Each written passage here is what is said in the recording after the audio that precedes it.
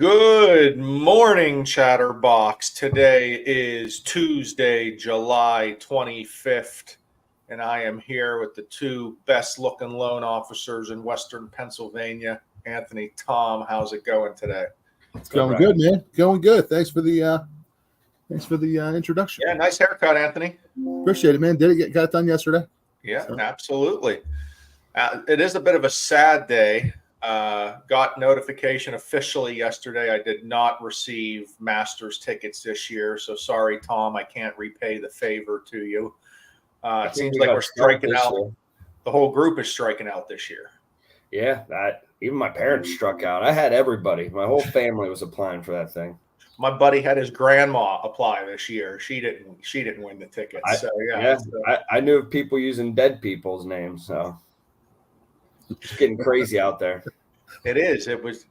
I think it's true that one of us just has to have a honeymoon plan to win again. So I'll try to get on that in the next year or two to pay you back. I like that idea. But fellas, episode 51 here this morning, we're going to be hitting hard on mortgage fraud. It is crazy how many real estate agents and home buyers try to call us and set up a mortgage that would be considered fraud.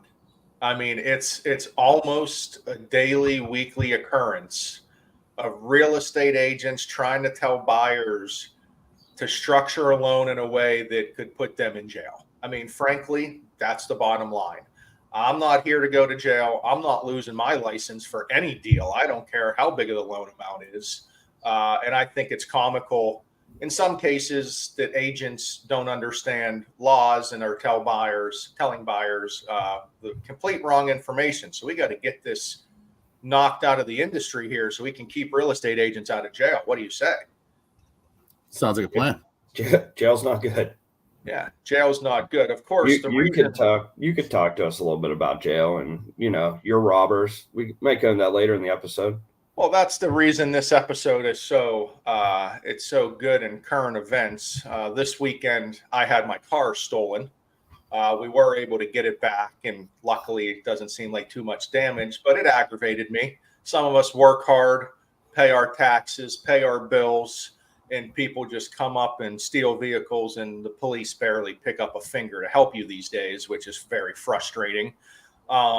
And I'm sure if the person got caught, he would have got a slap on the wrist and let right back out in the public because there is no consequences for crime anymore. But I do believe in the mortgage world, we still have consequences, and we have to talk about this. So, yeah, I'm a little jaded today, little pissed off, to be honest. But let's get on to talk about a little fraud, because I know Anthony. I'm not going to be discriminatory here, but I will be towards Anthony a little bit. He is Italian. I think people like to call Anthony up, think the Italian loan officer is going to, be a shyster and do this mortgage fraud for him. But occupancy fraud seems to be number one that we get phone calls on. So let's hit this up and talk about it. Yeah. I mean, it's definitely it's got to be the most popular. Everybody wants to be an investor, but nobody has the money to be an investor when it comes to down payment and things of that nature. So a lot of clients and agents feel that it's easy enough to say it's a second home.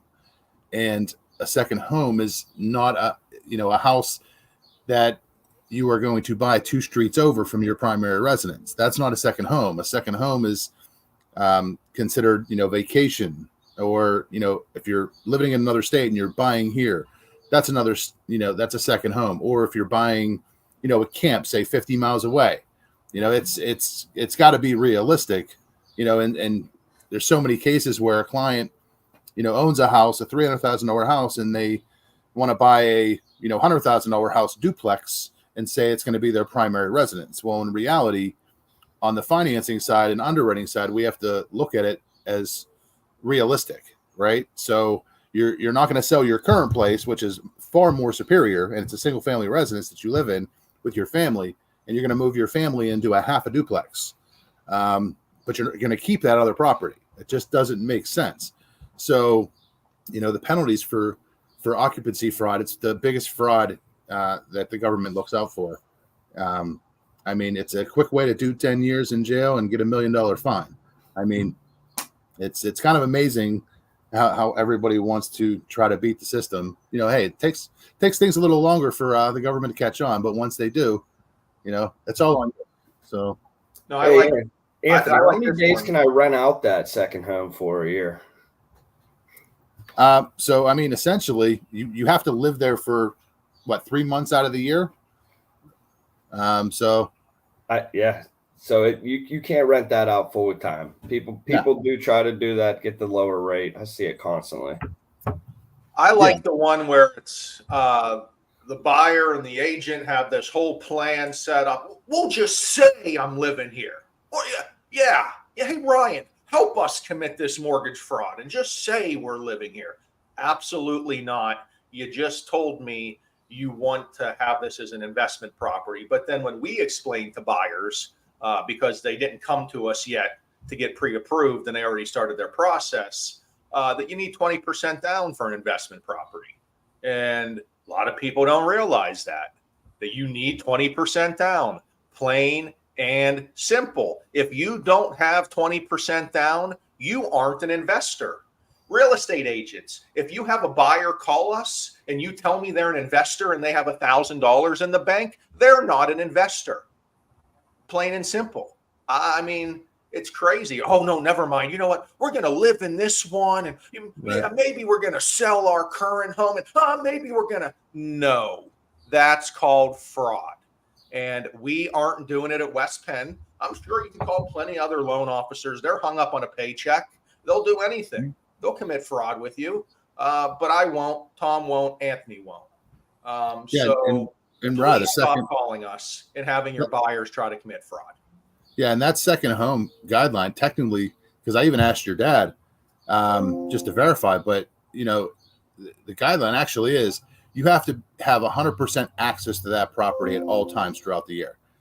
So if you're renting it out, you know, per se, you don't have 100% access at all times on that property. So it kind of negates the idea that, okay, well, I'm going to stay here for so many months out of the year, and then I'm going to rent it out the rest of the time. You know, you can't do that. You need to feeding the guideline. You need to let it. Maybe your family could stay there, but you can't be producing any income from that property. Right. And the whole reason why is, and everybody's like, oh, they should just have a standard rate and a standard, you know, loan for home buyers, and that's not realistic either, because it's all based on risk. You know, ultimately, loss is the biggest thing, especially after 2008. You know, no bank wants to take the risk on a loss. And if you're in trouble with finances, the first properties you're letting go are your second homes and your investments. You're not letting go of the place you live in with your family. And, you know, it's just not happening. So. Right. Now, let's be honest. Life can change in some circumstances, right? You've been in the house a year, something happens, family grows, job changes, and you don't want to sell your current home. Then there are circumstances you can keep, you know, that current home, turn it from a primary residence into an investment property. But I think you said the main thing right before that. You have to be there in a year. If you're there in a year, you have options. Maybe a year. PHFA loans, never can you do that. It always has to be a primary residence. So agents, they have to talk to the specific loan servicer, who they have, and if that is allowed.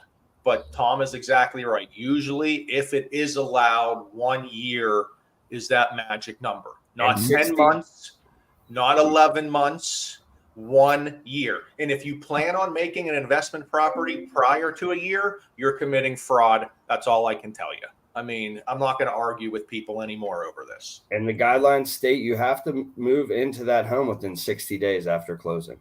Yes, there's an affidavit of occupancy that everyone signs as part of their mortgage application.